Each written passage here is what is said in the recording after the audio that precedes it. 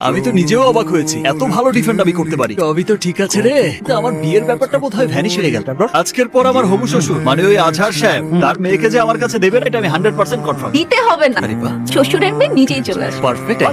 Madam, শ্বশুর মশাই কি আপনাকে পাঠিয়েছে আমাকে ওয়ার্নিং দেওয়ার জন্য? না, আমি এসেছি তোমাকে উইশ করার জন্য। বাবার মতো লয়ারের এগেইনস্টে যে তুমি শুক্লার জন্য যেভাবে ফাইট করেছো, আমি বেস্ট। এই নবাবটাকে তো আমি এতদিন খুঁজেছি, আমি তোমার সাকসেস দেখেছি। সাকসেস আমাকে হতেই হবে। এই নবাব হবে অন্যায়ের জন্য। আমি হেরে গেলে ওই মেয়েটার কোনোদিন মাইক্রোফোন হাতে দাঁড়াতে পারবে না। আমি হেরে গেলে এদেশের মেয়েরার কোনোদিন প্রতিভা করার সাহস পাবে না। আমি কি তোমাকে একটা করতে পারি? আবার জিগান।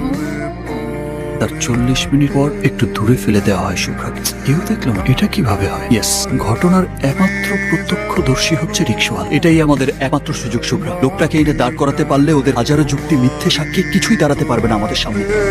মনে করার চেষ্টা করো। আপু একটু চেষ্টা করে দেখ, মনে পড়ে যাবে। লোকটা পেটেছি। হ্যাঁ, এই লোকটাই ছিল।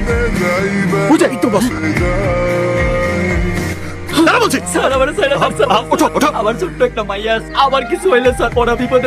তোমার কোনো ভয় নেই, তুমি শুধু আদালতে গিয়ে সত্যটা বলবে। কিন্তু আজ যদি তোমার কারণে ওই জানোয়ারগুলো ছাড়া পেয়ে যায়, তাহলে তো কালোরা অন্য মেয়েদের রেপ করার সাহস পেয়ে যাবে। ওরা বিশ্বাস করবে এদেশে ধর্ষণের কোনো সাজা হয় না। জোবরা, আপনি সুস্থ আছেন তো? আমার জানা মতো আপনার কন্টেন্ট জাদুতে সবাই মাতোয়ারা। আপনার প্ল্যান করা প্রতিটি প্রোগ্রাম দারুণই। তো এই গ্যাং রেপের যে প্ল্যান, সেটা কবে করেছেন, কেন করেছেন বলুন। আপ শুধুমাত্র টাকার জন্য এই সমস্ত কিছু সাজিয়ে সব মিথ্যে বলছেন আপনি। সরি। তার বিরুদ্ধে অভিযোগ আপনি আপনার অফিসের এমপ্লয়িকে জোর করে গাড়িতে তুলে আপনার বন্ধুদেরকে নিয়ে গ্যাং রেপ করেছেন। সম্পূর্ণ মিথ্যে এবং বানোয়াট। আপনি আমার অফিসের স্টাফদেরকে তো জিজ্ঞাসা করতে পারেন আমার অ্যাজ এ বস আমার বিহেভটা কেমন। একটা মেয়ে কাজ শেষ করে রাতে বাড়ি ফেরা মানেই হচ্ছে তার চরিত্র খারাপ। আর এটাই আমার বিজ্ঞ প্রতিপক্ষ প্রমাণ করার চেষ্টা করছে। যারা সন্তানের মুখে একটু খাবার তুলে দেওয়ার জন্য, অসুস্থ বাবা মায়ের চিকিৎসার জন্য, স্বামীর সাথে সংসার হাল ধরার জন্য রাতে কর্মস্থলে কাজ করছে। মেয়ে হলেই তাকে ঘড়ি ধরে চলতে হবে। মেয়ে হলেই সে জোরে কথা বলতে পারে। মেয়ে হলেই সে বন্ধুদের সাথে আড্ডায় যেতে পারে। মহামান্য আদালত আমাদের এই সমাজ ব্যবস্থার জন্যই নারীরা ধর্ষণের শিকার করছে। আমাদের সমাজে ছেলে সন্তানকে বলা হয় বংশের প্রতীক। মহামান্য আদালত, আমি এমনই এক বংশের প্রতি মিস্টার পাভেলকে জিজ্ঞাসাবাদের অনুমতি চাইছি। অনুমতি দেওয়া তো মিস্টার রেপিস্ট, কেমন ছিল সেই রাতের অভিজ্ঞতা?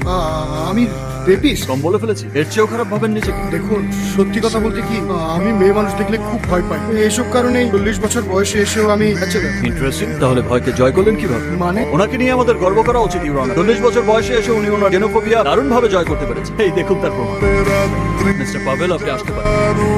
ছোটবেলায় শুনেছিলাম অলস ব্যক্তিদের যখন কোনো কাজ থাকে না, তখন তারা আষাঢ়ে গল্প শোনে।